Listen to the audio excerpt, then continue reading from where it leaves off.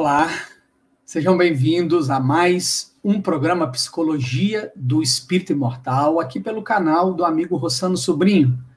Lembramos sempre de convidá-los a se inscreverem no canal do amigo Rossano, ativar lá o sininho para receber as notificações, tanto quanto se inscreverem também no nosso canal, João Rocha, procurem lá no YouTube e ativem o sininho para receber as notificações. O programa Psicologia do Espírito Imortal é um diálogo entre ciência e religião, demonstrando que ambas se complementam, aonde uma para, a ciência, no limite da matéria, a religião avança, mostrando o espírito imortal e toda a sua influência, todo o seu impacto sobre a matéria. Nós estamos estudando a psique humana segundo a psicanálise freudiana. Podemos aprender sobre as 3 instâncias da nossa psique, ou, como Freud chama, a topografia, o inconsciente, o pré-consciente e o consciente, e a forma dinâmica, como essas 3 instâncias da mente dialogam, o id, o ego e o superego, e a quantidade de energia, ou seja, na face econômica, de como essas interações entre as 3 instâncias da mente gastam de energia.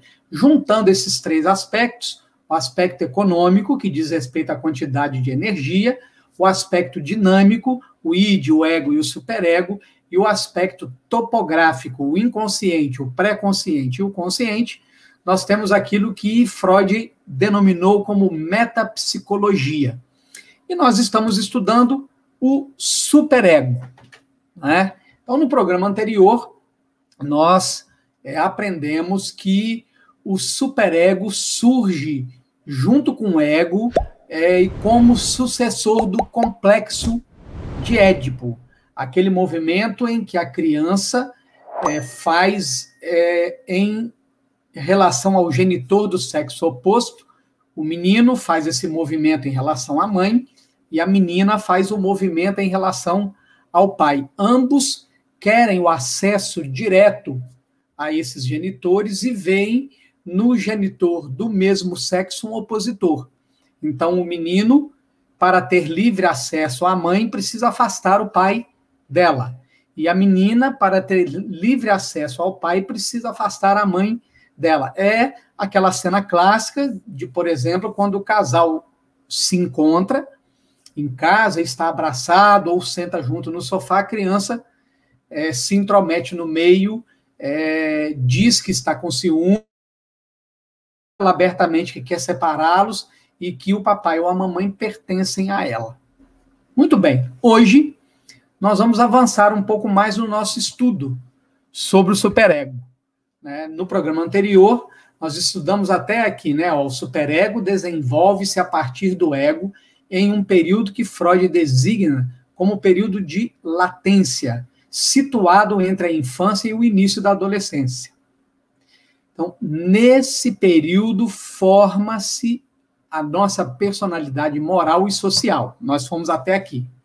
O superego atua como um juiz ou um censor relativamente ao ego. Freud vê na consciência moral, na autoobservação, na formação de ideais, funções do superego.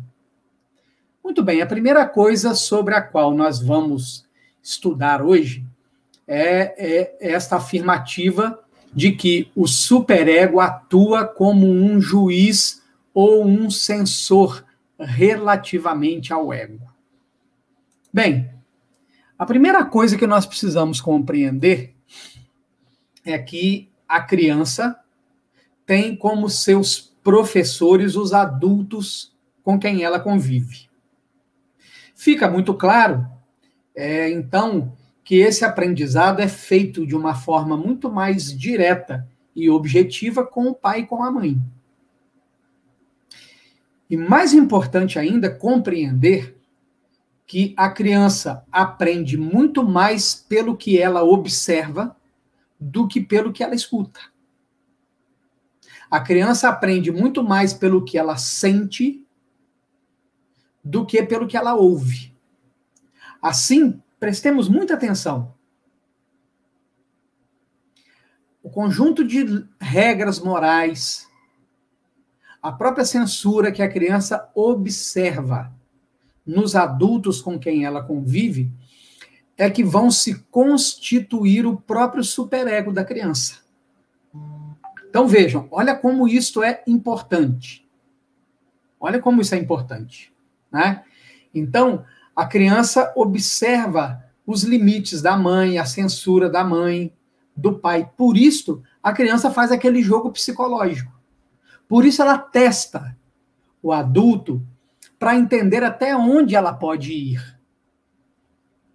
Né? Até onde o não que a mãe fala é um não realmente, ou se esse não que a mãe fala não é, na verdade, um limite verdadeiro, é um pseudo-limite. E a criança, portanto, pode ir além. E ela vai além. Ela vai testando, testando, testando, até ela entender o limite. Que muitas vezes, olha bem, isso é outra coisa extremamente importante, né? Que muitas vezes vai necessitar de, presta atenção nessa palavra, castração. Complexo de castração. É este complexo de castração que vai produzir o superego. É dentro desta castração, que é o não, é o limite, é o não pode, ou é o pode, que a criança vai começar a entender que o mundo é feito de regras. E que regras precisam ser respeitadas. Se as regras não forem respeitadas, alguma perda vai acontecer. E a própria psicanálise afirma isso de maneira peremptória, concreta, objetiva. Todo desejo implica em perda.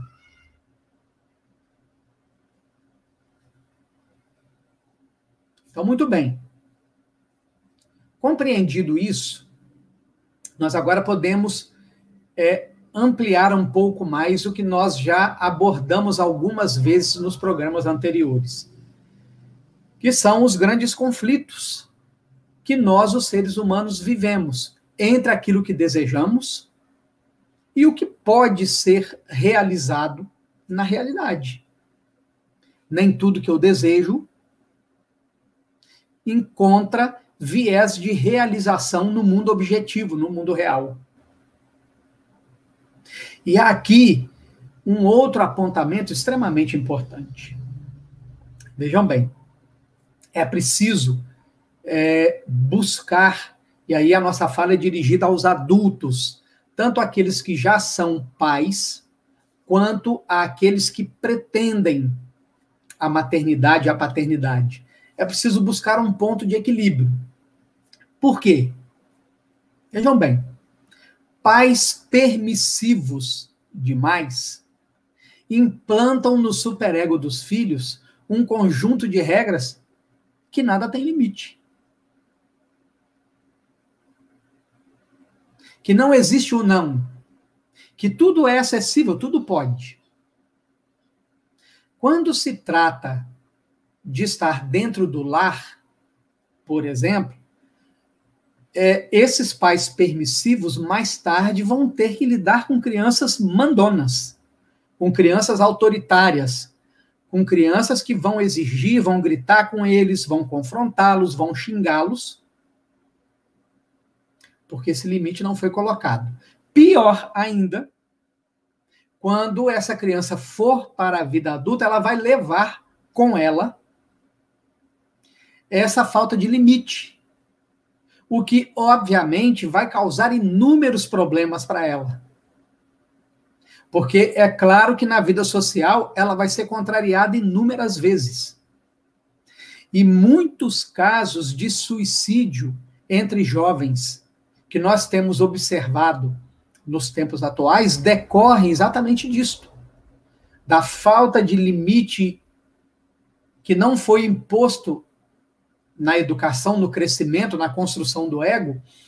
E quando esse jovem lida com uma frustração muito grande, quando ele é castrado de uma maneira muito aguda, ele não sabendo lidar com a castração, com a frustração, ele se mata. Então, por exemplo, quando a namorada ou o namorado terminam, ele não sabe lidar com aquilo porque essa castração no período de formação do ego. Por outro lado, vejam bem, pais muito agressivos, violentos, coercitivos, pais que humilham, que abusam do castigo, que abusam do bater, geram um superego rígido. E um superego rígido pode levar a criança a dois comportamentos na fase adulta. O primeiro, óbvio, natural, a criança com complexo de inferioridade. Dentro desse processo de agressividade, de violência, de coerção, de humilhação, a criança é chamada de burra, ela é chamada de incapaz, ela é comparada com outras crianças. E a regra que fica gravada nela é simples: eu não sou capaz. Eu nunca vou dar conta. Os outros são melhores do que eu. Eu não consegui agradar meu pai e minha mãe, como eu vou agradar os outros?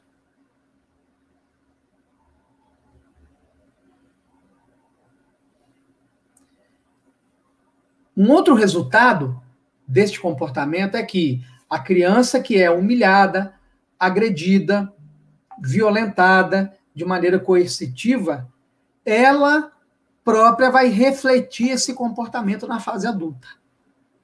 Então, ela também vai ser um pai ou uma mãe agressivo, violento, humilhador, coercitivo, como ele aprendeu dentro de casa.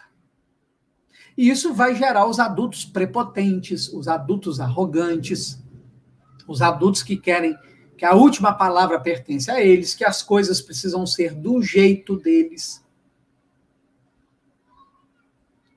E vejam, eles estão apenas repetindo um padrão.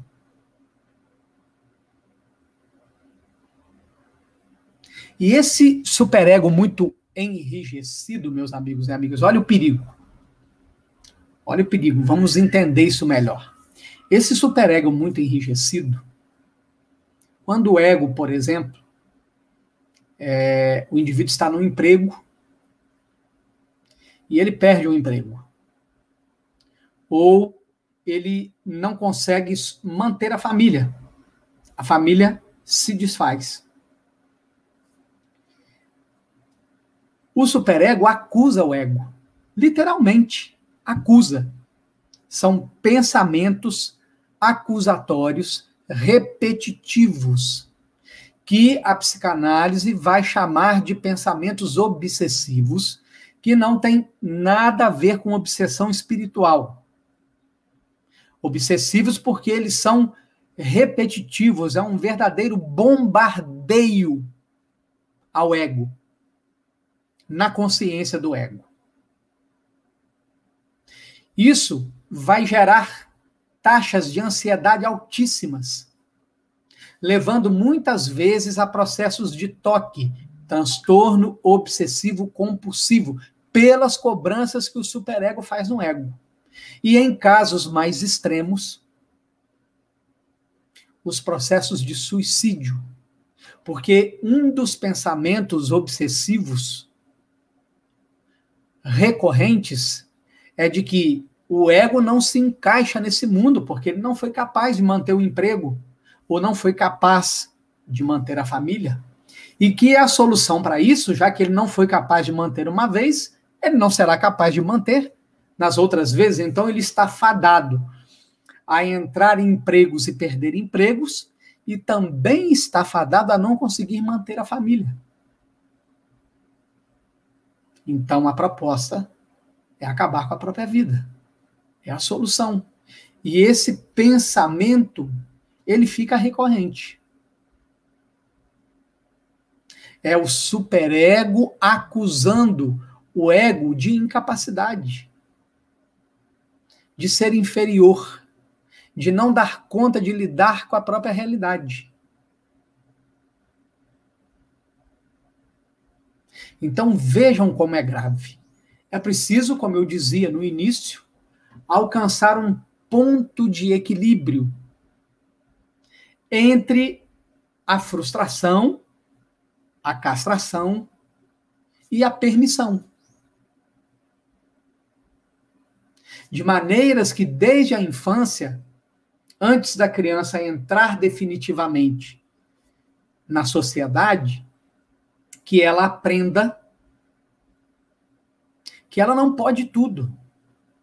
Existem coisas que não são acessíveis para ela.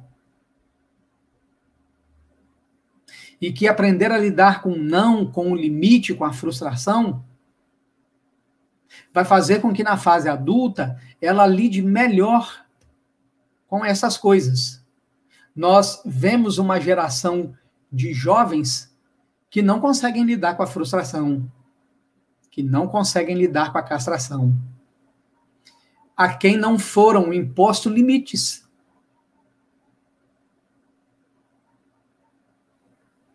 E esses jovens são aqueles jovens abusivos, soberbos,